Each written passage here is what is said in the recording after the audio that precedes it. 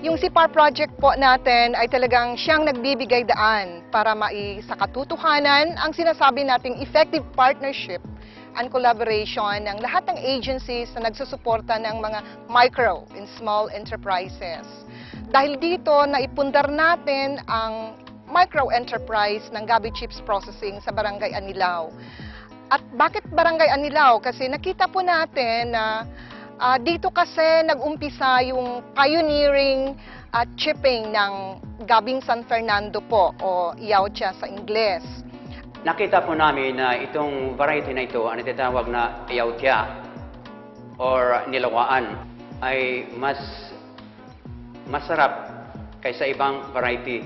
Kaya ito ay tinututukan ng mga processors na ito ay pa-expand ng aming lokalidad.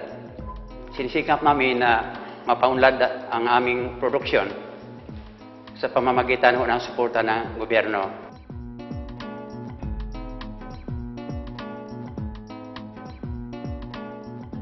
Yung isa't kalahating taon na sinusuportahan ng DA-BAR ng SIPAR project ay nakapagpundar na tayo ng appropriate technology, yung CGMP facility.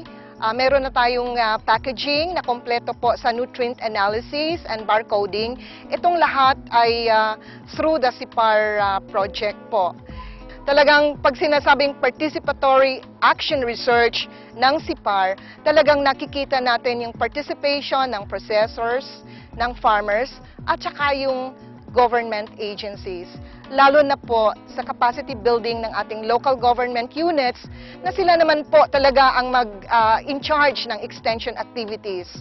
So when it comes to poverty reduction, yung lahat ng technology na yan ay talagang papasok ng local government. And we are very thankful na ang SIPAR project ay talagang naipagkatutuhanan yung motibo na yan, yung objective na yan to capacitate the local government units.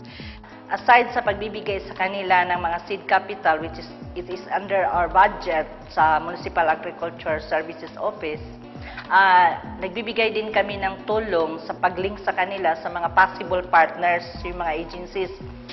And then, aside from that, tumutulong din kami sa kanila sa paghahanap ng mga possible raw materials. At the same time, pagtulong din yan sa mga farmers namin na hindi sila mahirapan sa pagbinta ng kanilang mga produce products.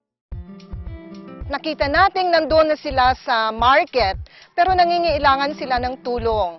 At yung tulong na yan ay kakayanan natin sa lahat ng pagtutulong-tulong ng lahat ng mga agencies ng gobyerno.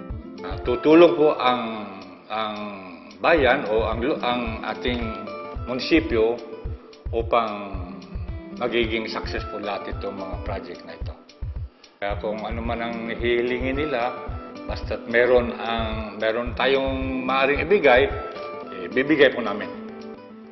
Lahat ng ito ay talagang yung motibo niya ay para sa poverty reduction at saka improvement ng livelihood and employment ng barangays natin. Kasi hindi lang po Anilao, kasi nandun yung mga processors. Talagang nakapagbigay tulong po tayo sa ibang barangays na nagsusupply ng mga karlang or Gabing San Fernando sa kanila. Ngayon, dahil sa tulong ng mga iba't ibang ahensya, ready na po silang mag-full-scale commercialization kasi nakikita na natin yung adoption nila sa processing technology at ready na silang maisagawa nilang isang tinatawag na current good manufacturing practice.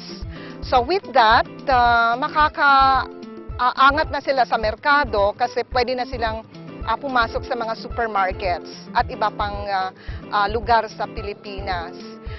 Dahil nito, paraan ito para mag-increase yung production ng Gabing San Fernando na talaga makakatulong sa ating mga mag-uuma.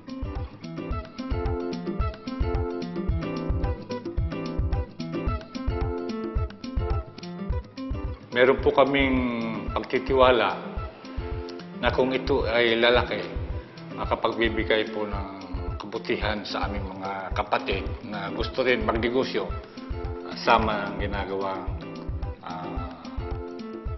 yung chips na ginagawa natin ngayon. Ang proyekto sa SIPAR nakatabang ug maayo sa among barangay. Nga diin mo'y ilang panginabuhian o livelihood. O dili lamang diri sa among barangay, apil na ang kinatibukan nga katawan sa lungsod sa Liloan nga makabenepisyo ni ani nga programa. Ipaabot po namo kato sa laing lugar, labi na sa tibok sa Rinliti nga ukayanap kini nga proyekto ug aron matabangan po ang mga mag-uma nga diin kulang man lagi ang among mga lagot mo nga sama ni ining gabi chip gabi nga amo ipadako palapdan aron ang tanan nga mag-uma dunay makabuot nga mga livelihood nga diin makatabang sa usag-usag nga pamilya. Siguro ito na ang mga pagkakataon kung mararapatin na ipagpatuloy ang suporta ng local government at ang national government na ang mga magsasaka ay matutulungan hindi lang sa aking personal kundi sa lahat ng magsasaka na mabigyan ng tulong upang mapaunlad ang production ng aming bilang isang farmer.